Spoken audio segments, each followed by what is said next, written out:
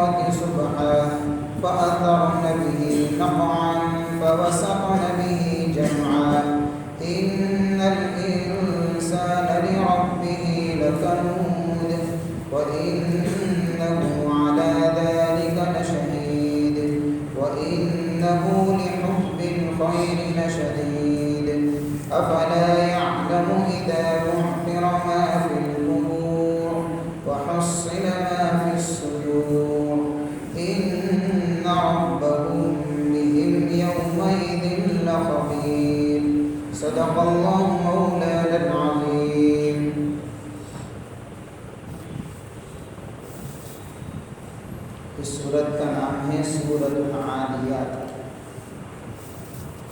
اس سورت کی پہلی ہی آیت میں اس کا نام اللہ نے ذکر فرمایا ہے، والعادیات ضبحا، قسم ہے ان گھوڑوں کی جو دوڑتے ہوئے ہانکتے، فالموریات قدحا، قسم ہے ان گھوڑوں کی جو اپنے ٹانپوں سے آگ کی چنگاریاں اڑاتے ہیں، فالمغیرات صبحا، پھر وہ صبح کے وقت شبخون مارتے ہیں، یلغار کرتے ہیں، حملہ کرتے ہیں، فأثرن به نقعا، پھر اس وقت وہ گھوڑے غبار اڑاتے ہیں، فوسطن به جمعا، پھر وہ گھوڑے اس وقت دشمن کی فوج میں جا گھستے ہیں۔ یہ تو جن گھوڑوں کی خصوصیات اور صفات کو اللہ نے بیان فرمایا ہے، الگ الگ 5 طرح کی صفات آئی اس میں۔ آگے اس کا جواب دے رہے ہیں اللہ کہ قسم ہے ان گھوڑوں کی جو ہانپتے ہوئے دوڑتے ہیں، پھر اس طریقے سے یعنی کہ اپنے ٹانپوں سے آگ سلگاتے ہیں، پھر صبح کے وقت یلغار کرتے ہیں، حملہ کرتے ہیں۔ یہ جو گھوڑوں کی قسم کھائی، کیوں کھائی؟ اس کا کیا جواب ہے؟ تو ان الانسان لربہ لکنود، یہ قسم کا جواب دیا جا رہا ہے کہ بے شک انسان اللہ کا بہت ہی بڑا ناشکرا ہے، وَإِنَّهُ عَلَى ذَلِكَ لَشَهِيدٌ، اور وہ اپنی ناشکری کے اوپر خود گواہ بھی ہے، وَإِنَّهُ لِحُبِّ الْخَيْرِ لَشَدِيدٌ، اور کیا ہے؟ وہ مال کی محبت میں بڑا سخت نظر آتا ہے۔ أَفَلَا يَعْلَمُ إِذَا بُعْثِرَ مَا فِي الْقُبُورِ، کیا بس وہ جانتا نہیں ہے جو چیز قبروں میں ہے، یعنی جو مردے ہیں ان کو نکال دیا جائے گا، ان کو زندہ کیا جائے گا، وَحُصِّلَ مَا فِي الصُّدُورِ، اور دلوں کے اندر جو راز چھپے ہوئے ہیں اللہ اس کو ظاہر کرے گا، إِنَّ رَبَّهُمْ بِهِمْ یومئذ لخبیر، بے شک ان کا رب اس وقت ان کے ساتھ بہت ہی باخبر ہوگا۔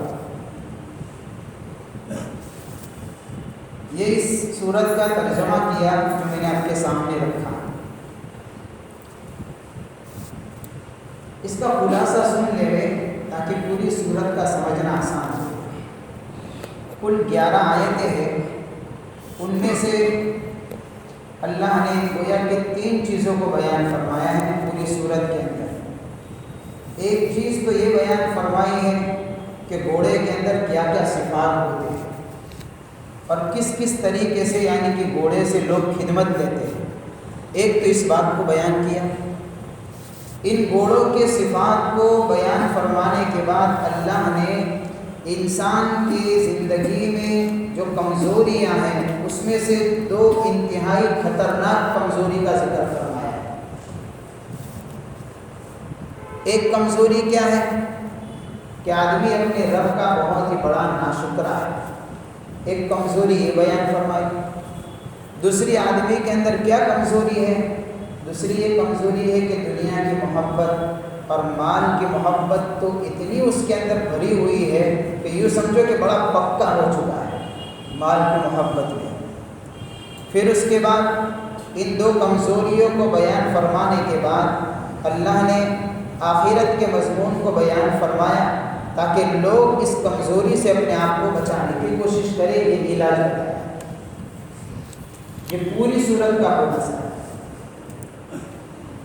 اور انسان کی ناشکری کو بیان کرنے کے لیے اللہ تعالیٰ نے قسم کا سہارا لیا۔ والعادیات، قسم ہے ان گھوڑوں کی جو ہانپتے ہوئے دوڑتے۔ اور یہ بات میں نے اس سے پہلے سورۃ العصر کی تفسیر میں بتائی تھی کہ اگر ہم میں سے کوئی قسم کھائے، کوئی قسم اٹھائے اور وہ بھی صرف رب کی قسم، مخلوق کی قسم صحیح نہیں ہے۔ حدیث پاک کے اندر آتا ہے من حلف بغیر اللہ فقد اشرک، جو اللہ کو چھوڑ کر کسی اور مخلوق کی قسم کھا لی کسی نے تو اس نے تو شرک کر دیا، اس نے تو شرک کیا۔ اور قسم بھی بڑے احتیاط کے ساتھ میں، یہ نہیں کہ بات کے اوپر آدمی قسم کے جملے بولتا رہے۔ بہت اب یہ بھی تکلیف ہے، بات کے اندر قسمیہ جملہ آدمی بول دیتا ہے۔ قسم کھانا اللہ کی رب کی عظمت ہے۔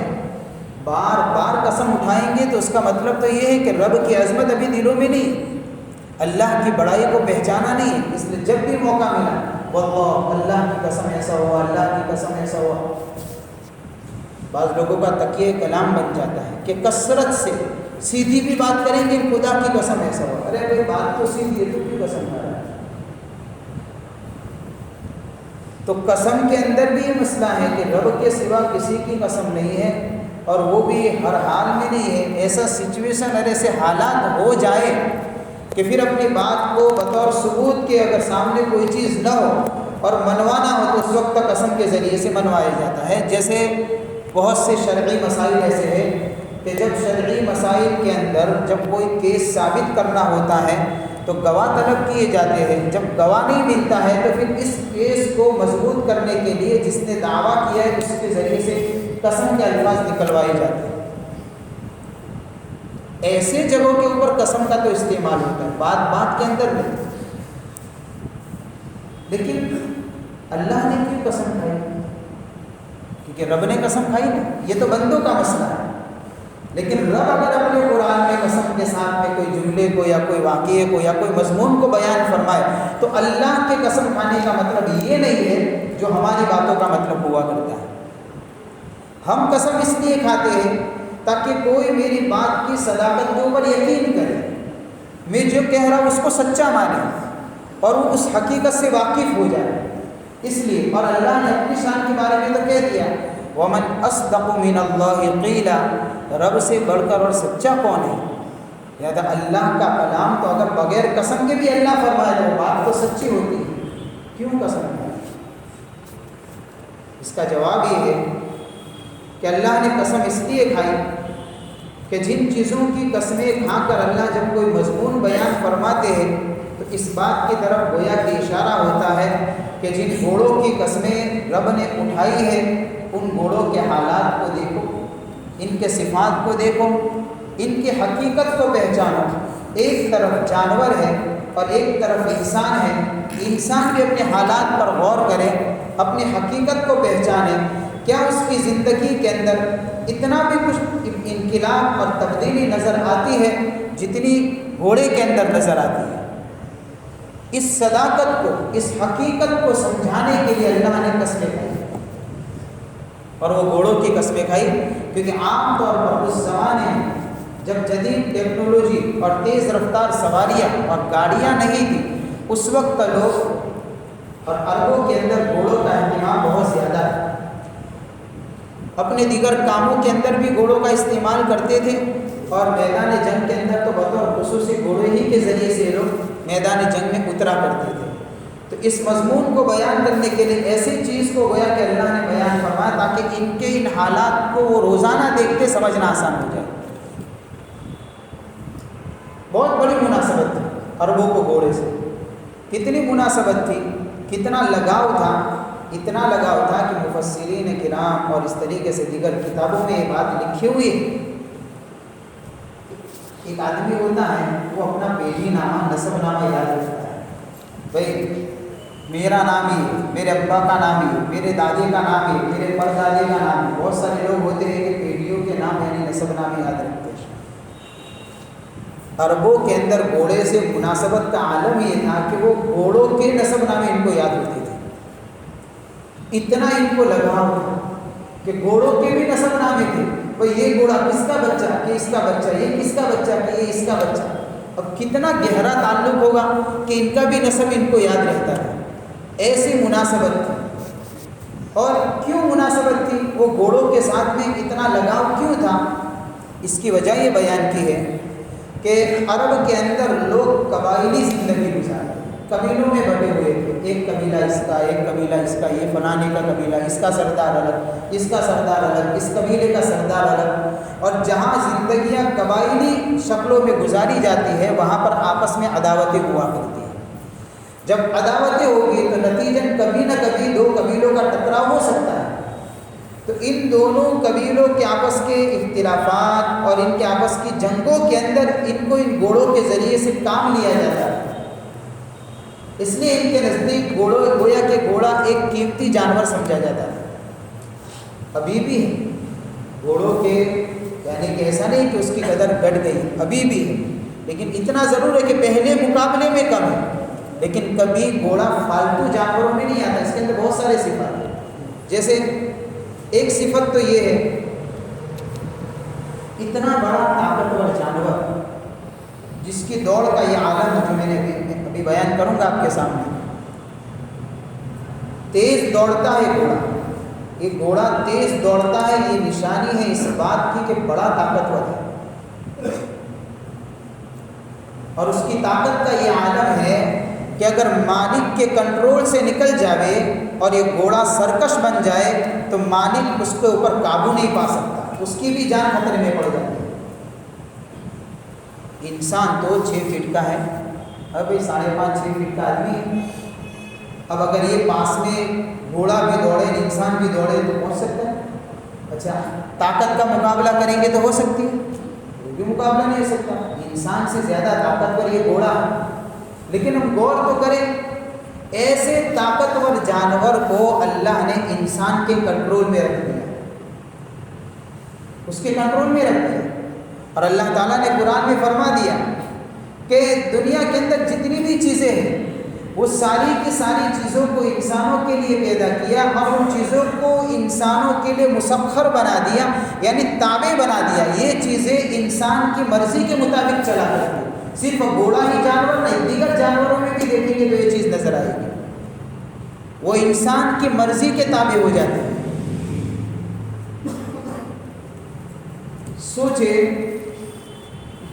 اتنے بڑے طاقتور جانور کو اللہ نے انسان کے تابع بنا دیا، اور یہ تابع ہو گیا، کیوں ہوا؟ آخر کیا وجہ ہے؟ اس کی وجہ یہ ہے کہ اس گھوڑے کے مالک نے گھوڑے کو چارہ دانہ پانی کھلایا پلایا، اس کی ضرورت کا خیال رکھا۔ کون سا چارہ؟ وہ چارہ جو رب نے اگایا تھا، مالک نے نہیں بنایا۔ کون سا پانی؟ وہ پانی جو رب نے آسمان پر سے برسایا تھا، اس نے پانی نہیں نکالا۔ مالک تو اصل اللہ ہی ہے ان ساری چیزوں کا بھی۔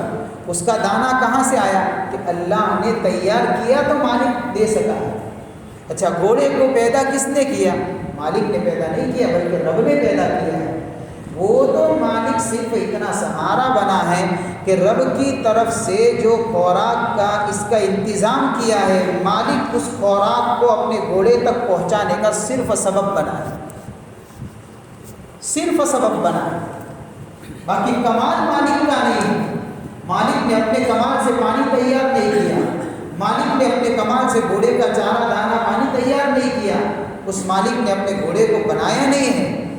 لیکن عالم کیا ہے کہ وفاداری کا عالم یہ ہے کہ مالک نے اس کو رب کی طرف سے ملی ہوئی یہ ساری چیزیں اور اس کا چارہ اور دانہ اور یہ پانی، جب اس مالک نے اس کو کھلایا، اس کھلانے کے نتیجے میں گھوڑا اپنے مالک کا بڑا وفادار ہو گیا، بہت بڑا وفادار ہو گیا۔ ایسا مسخر کر دیا اللہ نے، ایسا تابع بنا دیا۔ اور ایک بات یاد رکھیں، تابع بنانے کا مطلب کیا؟ مسخر کرنے کا مطلب کیا؟ مسخر کرنے کا میننگ یہ نکلتا ہے کہ ہم بھائی دنیا کی چیزوں سے اور اس طریقے سے ان گھوڑوں سے آدمی خدمت لے سکتا ہے اور وہ فری ہے، یہ مسخر ہے، فری میں خدمت دیتا ہے ہمیں۔ کچھ چارہ، کچھ دانہ، کچھ پانی دیا، اب گھوڑے کے ذریعے سے قیمت جو خدمت دے رہا ہے اس کے اوپر معاوضہ نہیں کہ بھئی پیسے دینے پڑیں گے۔ اللہ نے اتنی بڑی کائنات بنائی، طرح طرح کی مخلوقات کو بنایا، دین کی روشنی کے لیے اللہ نے سورج بنایا، یہ سورج کی روشنی کے ذریعے سے لوگ فائدہ اٹھاتے، معاوضہ ہے؟ کوئی معاوضہ نہیں۔ ہمارے گھر کا لائٹ بل اگر مہینے کے اندر یا 2 مہینے میں آتا ہے تو ہم اس بل کو دیکھ کر اگر لگے نہیں تو پہلے تو جھٹکا لگتا ہے کہ اتنا بل کہاں سے آ گیا۔ ہاں، 1500 2000 اگر آ جائے، کوئی اے سی وی سی چل گئی ہو تو 3000 4000 آتا ہے بل، تو بھی آدمی اپنے بل کو دیکھ کر اس کو جھٹکا لگتا ہے کہ وہ اتنا بڑا بل۔ تو گھر میں بھی کہتا ہے کہ بھئی لائٹ پنکھے ذرا لمٹ سے چلاؤ، نہ بل اتنا آتا ہے، بھرنا پڑتا ہے، یہ ہوتا ہے وہ ہوتا ہے۔ اتنا بڑا سورج اللہ نے بنایا، اس کے اوپر بل نہیں رکھا ہے۔ اگر اللہ بل متعین کر دیتا تو کسی کی طاقت نہیں تھی کہ اس کا ٹیکس کرو۔ یہ مسخر ہے۔ اس طریقے سے گھوڑے کو بھی مسخر بنایا کہ اس سے خدمت لو، کہ پیسے کچھ نہیں، رب نے تمہارے لیے بنایا، اس سے بغیر معاوضے کی خدمت۔ ایسا وفادار بنایا اور اس طریقے سے اس کو تابع بنایا کہ کمزور انسان اتنے بڑے طاقتور جانور کو اپنے کنٹرول میں کر لیتا ہے۔ کیسا کنٹرول کہ چھوٹے چھوٹے بچے بھی اس کو رسی پکڑ کر چلا لیتے ہیں، ایسا کنٹرول۔ تو اللہ نے ان گھوڑوں کی قسمیں کھائی ہے ان کے کچھ صفات کی وجہ سے، کچھ خصوصیتوں کی وجہ سے۔ اس میں سے پہلی خصوصیت یہ بیان فرمائی کہ والعادیات ضبحا، قسم ہے ان گھوڑوں کی جو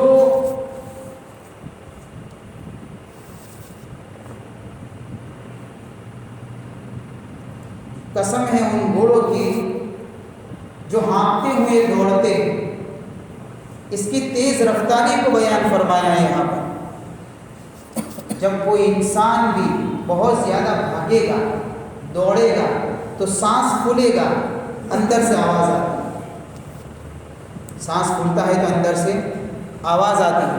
اس طریقے سے گھوڑا جب بہت زیادہ تیز دوڑتا ہے، یہ اس کے دوڑنے کی رفتار کو بیان کیا ہے یہاں پر کہ جب اتنا تیز دوڑتا ہے کہ اس کے تیز دوڑنے کی وجہ سے جب اس کا سانس پھولنے لگتا ہے تو ہانپنے کی آواز آتی ہے، لیکن تھکتا نہیں ہے اپنے مالک کی وجہ سے کہ بھئی میرے مالک نے مجھے کھلایا ہے پلایا ہے، چاہے میں تھک جاؤں لیکن وقت اور ضرورت کا تقاضا ہے کہ میں اس حال میں بھی آگے بڑھتا ہوں، ہانپتے ہوئے دوڑتا ہے۔ والعادیات ضبحا اور فالموریات قدحا، اور کیا کرتے ہیں؟ دوسری صفت گھوڑے کی دوسری صفت یہ ہے کہ جب دوڑتے ہیں تو اس کی طاقت کا یہ عالم ہے.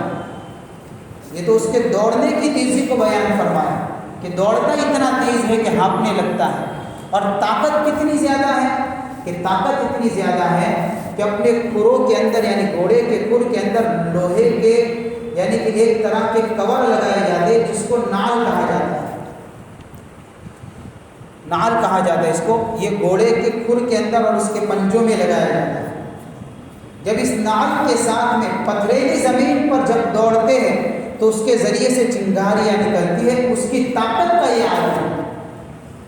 جیسے پتھر ہوتے ہیں تو آدمی جب دو پتھر کو ٹکرائے گا تو اندر سے چنگاری نکلے گی. بس اسی طریقے سے یہ گھوڑے جب نال کے حالت میں پتھریلی زمین پر چلتے ہیں تو اس کے اندر بھی آگ نکلتی ہے, چنگاریاں نکلتی ہے. اتنی بڑی طاقتور چیز ہے. والعادیات ضبحا فالموریات قدحا فالمغیرات صبحا. پھر کیا کرتے ہیں کہ پھر صبح کے وقت دشمن پر یلغار کرتے ہیں. عربوں کے اندر دستور تھا کہ جب کسی کے اوپر حملہ کرنا ہوتا تھا تو وہ رات کے آخری حصے میں حملہ کرتے تھے. چونکہ رات کا آخری حصہ وہ وقت ہوتا ہے کہ عام طور پر غفلت کی نیند سوئے ہوتے ہیں. تو جب اس وقت پر حملہ ہوگا تو سامنے دشمن کو اپنی ڈیفینس اور اپنے دفاع کرنے کا موقع نہیں ملے گا. جب موقع نہیں ملے گا تو ظاہر سی بات ہے کہ جب اس کو موقع نہیں ملا تو یہ حملہ کرنے والی جماعت جیتے گی. روایتوں میں آتا ہے حضور پاک صلی اللہ علیہ وسلم نے فرمایا کہ جب آپ علیہ السلام کسی لشکر کو کسی جنگ کے لیے بھیجتے تو صحابہ کو باقاعدہ تاکید کرتے تھے حضور کہ بھائی تم جس جگہ پر جا رہے ہو یا پھر جس بستی میں جا رہے ہو یا پھر جس علاقے میں جا رہے ہو جنگ کے لیے, تم پہلے دیکھنا وہاں پہنچ کر فجر کی اذان کی آواز آتی ہے. اذان کی آواز آئے تو حملہ مت کریو. ایسا نہ ہو کہ تمہارے حملے کے اندر کوئی بے قصور یا کوئی مسلمان مارا جائے. فجر کی اذان کی آواز نہ آئے تو پھر تم حملہ کرنا. یعنی یہ ہدایات دے کر حضور پاک صلی اللہ علیہ وسلم قافلوں کو روانہ کیا کرتے. تو فالمغیرات صبحا کہ صبح کے وقت شبخون مارتے یعنی یلغار کرتے, حملہ کرتے.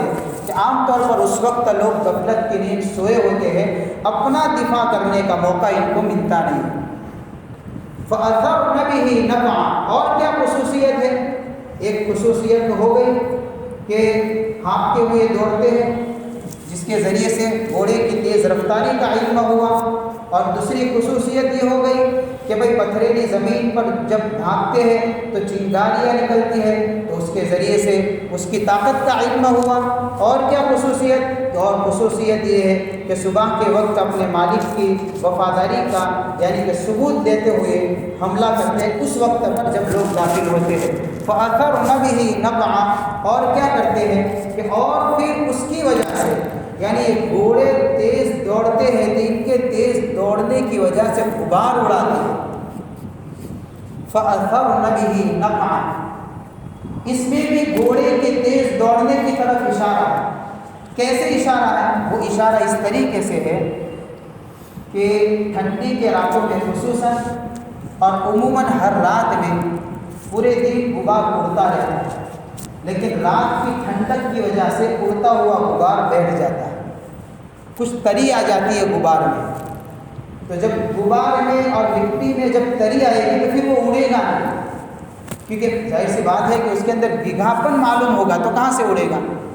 اب یہ گھوڑے اتنا تیز دوڑتے ہیں کہ جس وقت غبار اڑ نہیں سکتا لیکن ان کے تیز دوڑنے کی وجہ سے اس وقت بھی غبار اڑتا ہوا نظر آتا ہے.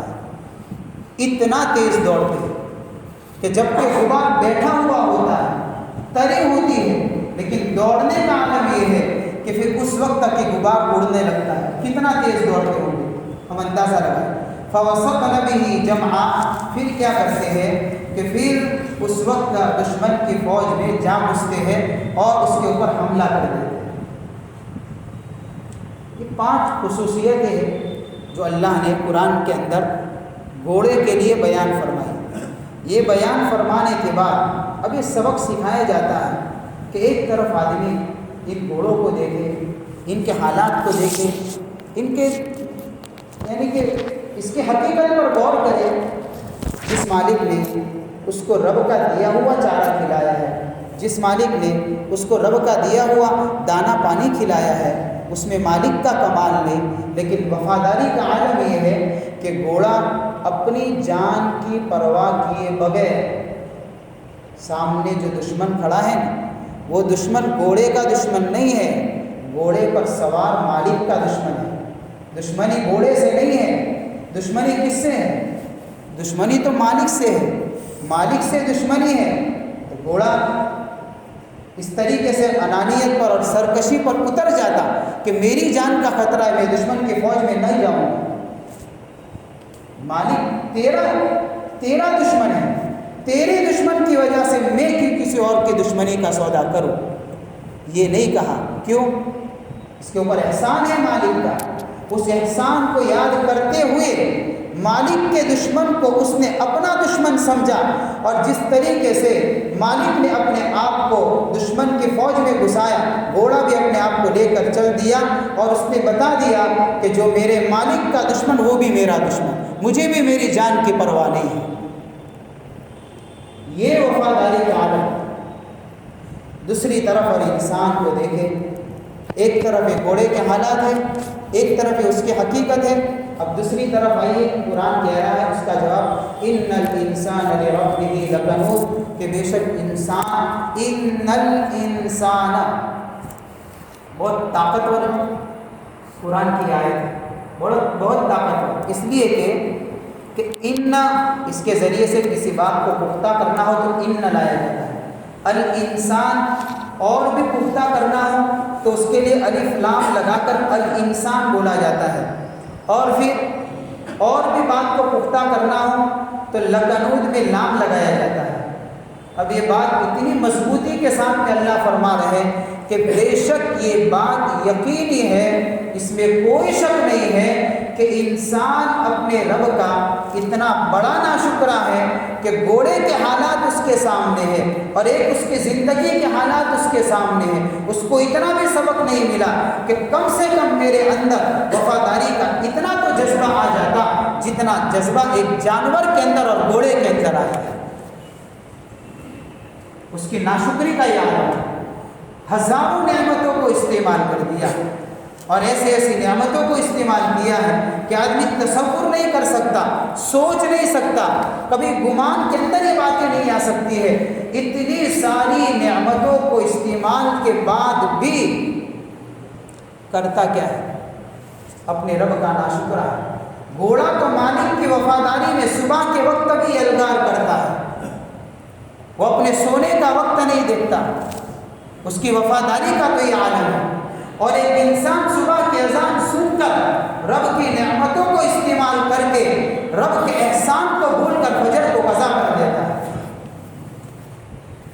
ایک طرف جانور کا یہ عالم ہے، رات کے اندھیروں میں جہاں آرام کا موقع نہیں ملا لیکن وہ جھونکے نہیں لگاتا، وہ دیکھتا ہے میرے مالک کی جان خطرے میں ہے، جب اس نے اپنی نیند کو قربان کیا ہے تو میری بھی نیند قربان، میں اپنے مالک کے لیے دشمن سے مقابلہ کروں گا. اور ایک انسان ہے جس کو اللہ نے وَإِن تَعُدُّوا نِعْمَتَ اللَّهِ لَا تُحْصُوهَا کہا ہے کہ اتنی نعمتیں دے کر اس کو آزمایا ہے، لیکن یہ ایسا ناشکرا ہو گیا اللہ کا بندہ کہ رب کی طرف سے لگائی ہوئی ندا اور صدا اور فجر کی اذان جب آواز کانوں میں پڑتی ہے، آنکھ کھلتی بھی ہے، اذان کو سنتا بھی ہے، بہت سی مرتبہ ایسا ہوتا بھی ہے، لیکن یہ سمجھ کر کروٹ بدل کر سو جاتا ہے کہ ابھی اٹھتا ہوں، اور اللہ کا اتنا بڑا حکم ضائع کر دیتا ہے. یہ گھوڑے اور انسان کے اندر سے بہتر تو یہ گھوڑا ہے، اس نے رب کی ناشکری کے اندر کتنا آگے بڑھ چکا ہے.